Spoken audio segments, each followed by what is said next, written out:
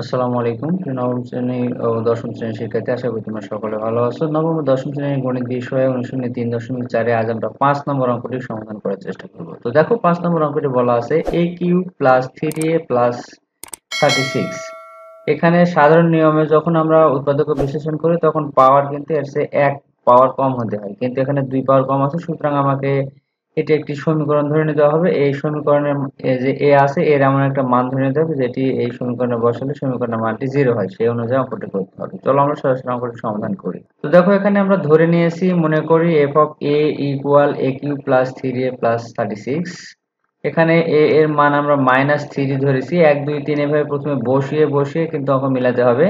তো এখানে আমরা -3 ধরেছি, -3 ধরার কারণে দেখো এই সমীকরণটার মান 0 হবে, অর্থাৎ এ যেখানে আছে সেখানে আমরা 3 বসাইছি। এখানে এ ছিল 3 বসেছে, এখানে এ ছিল 3 বসেছে। এখন 3 এর উপর মাইনাসের উপর তিনটা মাইনাস গুণ করলে মাইনাসই হবে, আর তিনটা যদি 3 গুণ করি 27। এখানে প্লাস আর এখানে মাইনাসে প্লাসে মাইনাসে মাইনাস, 3 3 9 আর এখানে আছে 36।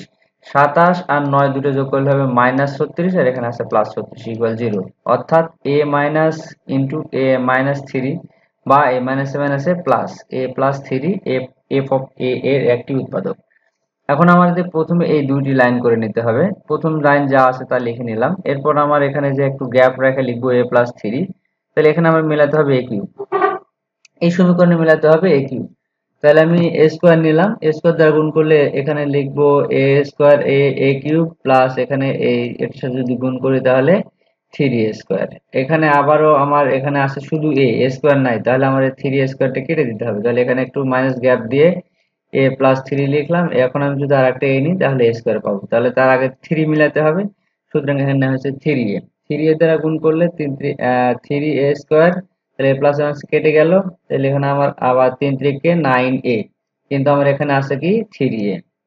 এখানে দেখো আরো এখানে আমার -3 আর এখানে +3 মিলতে হবে। তাহলে আমার এখানে আবারও এখানে প্লাস লিখে একটু গ্যাপ দিয়ে লিখলো a প্লাস 3। তাহলে আমার এখানে 9 না কাটতে হবে, আবার আরো 3 বাড়াতে হবে। তাহলে 9 আর 3 12, এখানে আমি সরাসরি 12 নিলাম। 12 দ্বারা গুণ করলে +12 নিতে হবে। 12 দ্বারা গুণ করলে 12 একে 12 এর সাথে গুণ করলে 12। আর এখানে দেখো তাহলে আমার 12 থেকে 9 বাদ দিলে পাবো 3a। এখানে প্লাস 3 12 36। দেখো ডান পাশে 36 36 মিলে গেল।